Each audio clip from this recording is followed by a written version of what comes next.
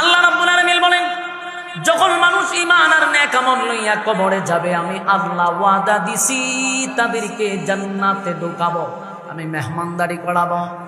আর যদি ঈমান আর আমল লইয়া কবরে না যাইতে পারি, তাহলে উপায় থাকবে না, উপায় থাকবে না, উপায় থাকবে না।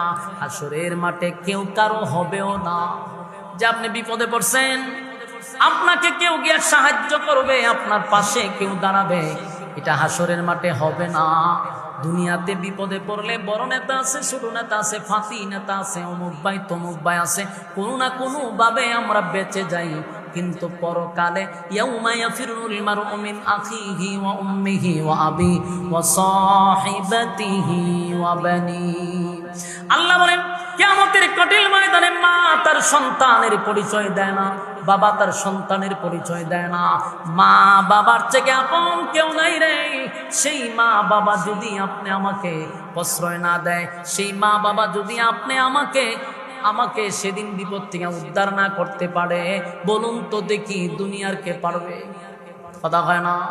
সেদিন পীর ফকির কোনো কাজে আসবে না। কারণ হাসরের মাঠটা ভয়ানক। তিনটা দলে মানুষ ভাগ হয়ে যাবে। একটা দল বিনা হিসাবে আল্লাহ জান্নাত দিয়া দিবে, সুবহানাল্লাহ। আরেকটা দল ডান হাতে আমলনামা পাবে, আরেকটা দল বাম হাতে আমলনামা পাইয়া জাহান্নামের দিকে চলে যাবে।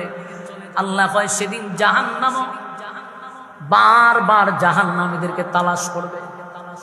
আল্লাহ বলেন, সেদিন জাহান্নামীদেরকে তালাশ করতে থাকবে রে। আর জাহান্নাম উট পেতে বসা থাকবে জাহান্নামীদেরকে ধরার জন্য। ইন্না জাহান্নামা কানাত মিরসাদা, জাহান্নাম উট পেতে বসা, লিত্তাগিনা মাআবা, সীমা লঙ্ঘনকারীদেরকে ধরার জন্য। লাবিসিনা ফিহা আহকাবা। আমার ভাইয়ারা, যুগের পর যুগ সেখানে অবস্থান করতে হবে। উপায় থাকবে না, উপায় থাকবে না, উপায় থাকবে না। জান্নাতীরা জান্নাতে চলে গেল ডান হাতে আমলনামা পাইয়া।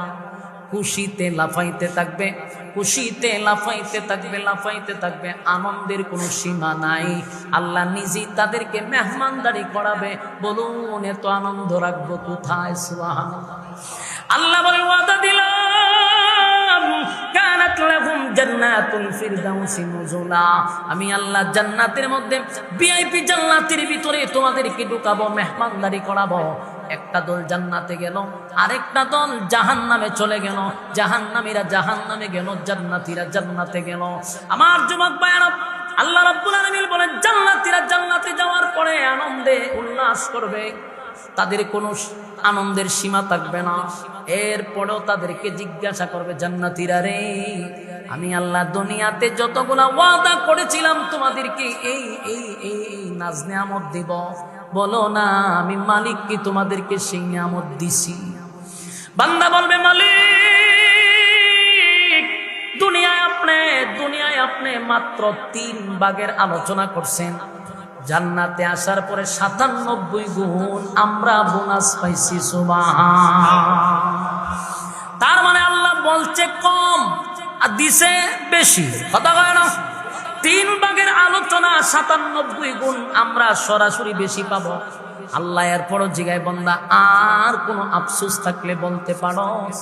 বান্দা বলবে, মালিক, জান্নাত পাইলাম, গাড়ি পাইলাম, বাড়ি পাইলাম, নারী পাইলাম, অট্টালিকা পাইলাম, সব পাইছি, কিন্তু মাঝে মধ্যে কষ্ট লাগে। আমার আত্মীয় স্বজনদেরকে তালাশ করলে পাই না, বন্ধু বান্ধবদেরকে তালাশ করলে পাই না।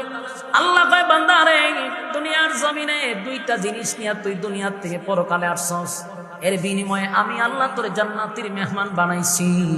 যাদেরকে তুই তালাশ করস, 2 জিনিস লইয়া তারা কবরে আসতে পারে নাই।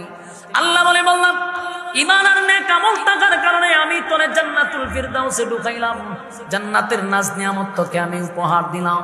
কিন্তু তুই যাদেরকে তালাশ করস, 2টা জিনিস লইয়া তারা কবরে আসতে পারলো না।